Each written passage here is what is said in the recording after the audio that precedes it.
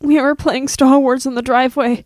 I sat in the car, he crawled under it. The car was the Millennium Falcon. I pushed the e-brake to go into warp speed and it rolled backwards over him. I managed to jump out before it smashed into my dad's tool shed. I didn't even know how an e-brake worked. It was a steep driveway. It was an accident. My brother coughed strange, gasped for air, tried to scream for help, but only gargled wheezes came out. It sounded like a cat coughing up a hairball. A broken rib had punctured his left lung and his spine was snapped. He looked like one of those circus contortionists writhing on the ground. He died in the hospital later that day. He was 6 years old. Mom had a nervous breakdown. She'd call me by my dead brother's name. When she realized I wasn't my brother, she'd scream at me like I was an axe-wielding maniac.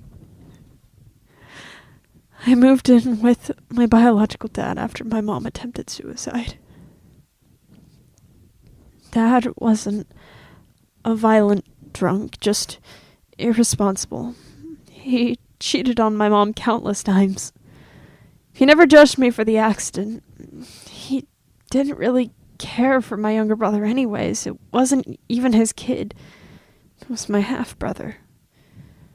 Mom had him when she remarried and let me stay up late and play video games. I liked him. I made a lot of friends in grade school, but never kept any for more than a week. I was an odd kid. Not even the school bullies picked on me. I think they pitied me. I almost wished they'd bullied me. Hostility is better than indifference. Things improved in college. I even sort of repaired my relationship with Mom. She started seeing a therapist and got on Prozac or something. I dated a nice girl and made a couple of friends. College was all right.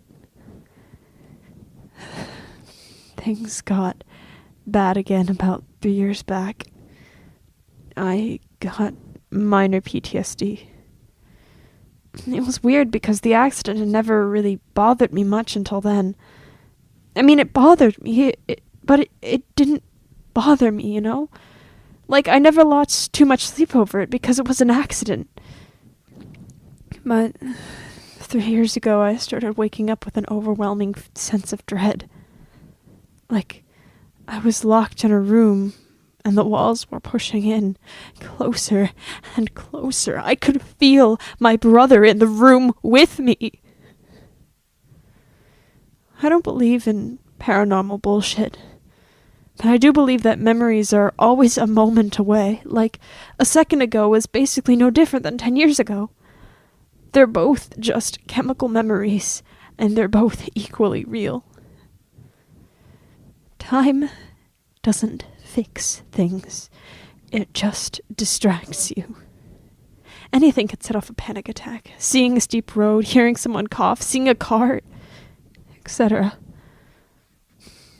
I started blaming myself for the accident. I used to think people made up guilt after accidental deaths, like if you killed a cat that ran in front of your car, you'd just pretend it was all your fault and say you felt horrible just to get pity from people, but deep down, you knew you had nothing to do with it. Cat shouldn't have ran in front of your car. I never wanted pity, so I'd never drowned in self-blame. Until a few years ago. I genuinely believed it was all my fault. Like, I should have known that pulling the e-brake would roll the car over him. I felt awful. Like, it may as well have been intentional. I heard his gargled coughs ringing in my head at night. I told this all to a therapist and we worked it out. I feel better now. She was good at her job. I still tell the sob story of guilt to people, though. I hate the pity, but I love the attention. To be honest with you, I've been bullshitting this entire story. I've been telling people that story for the past few years to appear more interesting and conflicted. I know it's fucked up, but my mom only paid attention to my half-brother. She could barely look at me. I reminded her of the drunk men that cheated on her and divorced her. When I was 6, she told me it was hard to love me because my eyes reminded her of Daddy. She wasn't saying it to be mean, she was just being honest. But I wanted her to pay attention to me. I wanted her to love me. I knew that the brakes on that car were old. I knew how an e-brake worked. I knew what gravity did.